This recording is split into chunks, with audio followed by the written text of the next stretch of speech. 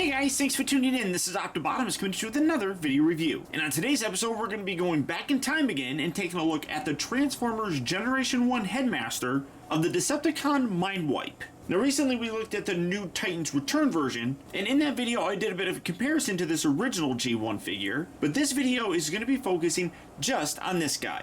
Now, as you can see, much like that new Titans Return version, he transforms into a bat, and one thing that always bothered me was the way that this is. You kind of have to always have him leaning forward, in that ends up making him very front heavy. It kind of sucks. I wish you could actually put this up a little bit further to get a little bit better of a, more up and down kind of stance. But, if you're going to have him flying around or something, I guess it doesn't really matter. But you got some little kind of leg looking things down here. You got the obvious bat wings, very cool bat head on them. You got some little jagged teeth and stuff sculpted in there. Obviously, you got the very sticker details with the rub symbol right there in the front.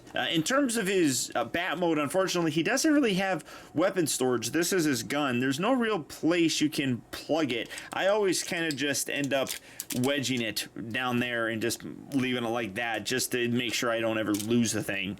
But you can see a lot of those similarities with this figure that, the new one took its cues from, and this is actually a pretty good toy. I really do like it. I just don't like how it actually stands. Now, like I was talking about before in some of my previous Headmaster videos, in the North American series, this was Vorath. He was a Neblonian from Nebulos, and he was just a person there on that planet. This guy actually was the Cybertronian. So you have two totally different characters comparatively. In the Japanese series, they did away with that. Vorath didn't exist. This was actually Mindwipe, and this was what's called the Transector, or Transtector. Again, I never say the name right. Basically just a remote-controlled body that these Cybertronians developed to survive on the planet Master. But looking at this guy, you can see some real nice molded detail, like with all these figures. You got a nice sculpted chest, you got a little bit of silver paint there on his face, nice sculpted detail in his arms. You can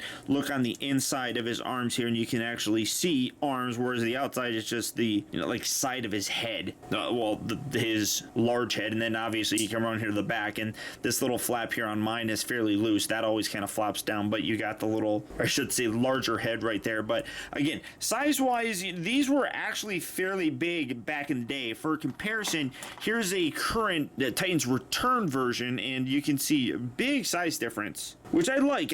I think it's really cool. These obviously scale a little bit better. These were always a little bit bigger, and then obviously in combined mode, the head does look pretty big. But in general, it's a pretty good looking figure. His articulation, the arms do just swivel forward and back, nothing at the head. The hips move forward. You can get him in a bit of a seated kind of pose. He bends here at the knee, and then they individually kind of swivel, but they are attached at the actual knee. And then for his little riding section, on the inside here is just like this little cavity. You literally just kind of sit him in there. Not even really sit him, you just stand him there, and then you close it. And now to transform him, first we're going to take this whole section out, and then while you have that out, you take the actual bat head, rotate that around, and tuck that just like so.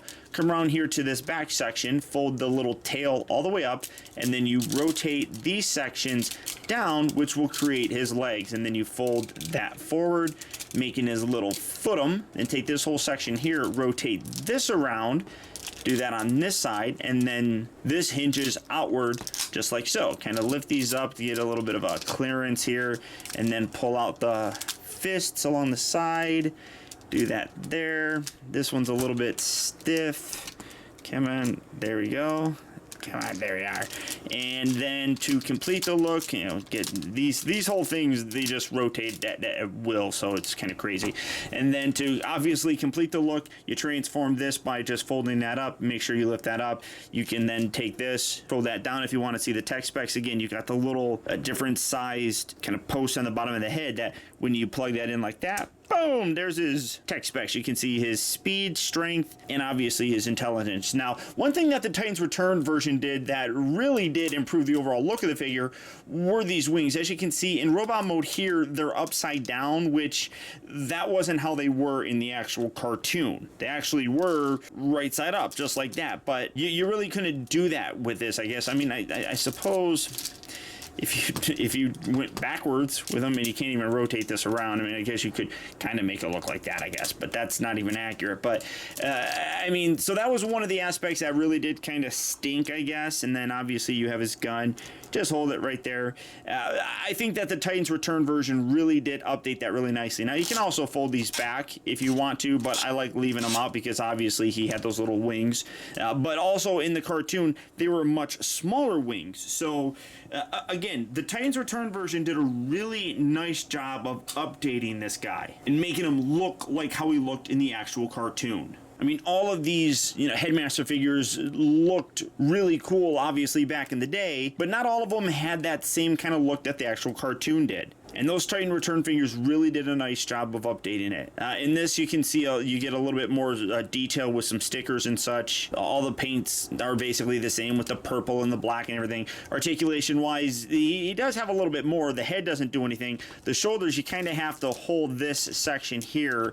Otherwise, when you're rotating it around, that'll flop all over the place. So, pull his head right off, Paul. So you do have that shoulder rotation. And then hips do move forward. They don't really move back because this little section here kind of bumps up in there, and then his knees bend that way, so I almost has like a full range of articulation. But really cool figure. I do like it. In terms of a robot mode here, height wise, as you can see, he gets to be a pretty decent size at about 6.5 inches tall, so that's pretty good for Transformer. I like that. It works for me, I guess. And then to transform him back, go ahead, take the gun out, tuck the hands up and in, rotate these back just like so, then spin these around, go ahead, take the head off, bring the foot to a point, then rotate this back, bend that there, do that on this side as well, fold the tail all the way to the back, bring this down, fold the head out,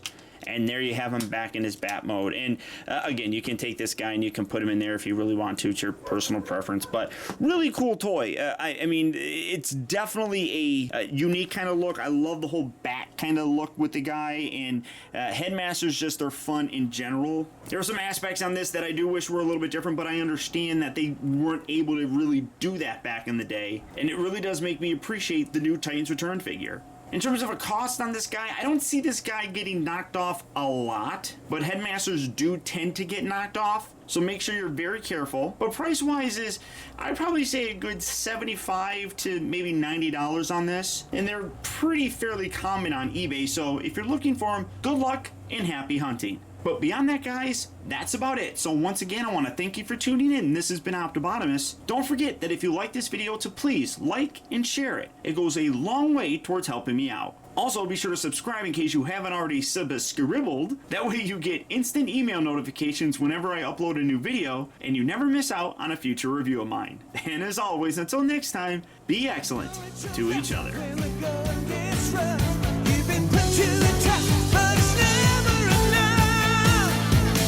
You got the touch. You got the power. When all hell's breaking loose, you'll be right in the eye of the storm. Fly around and blind as a bat in battle. You'll be blind as a bat in battle. Okay, that was weird. But hey, it's almost Halloween, so I guess it works.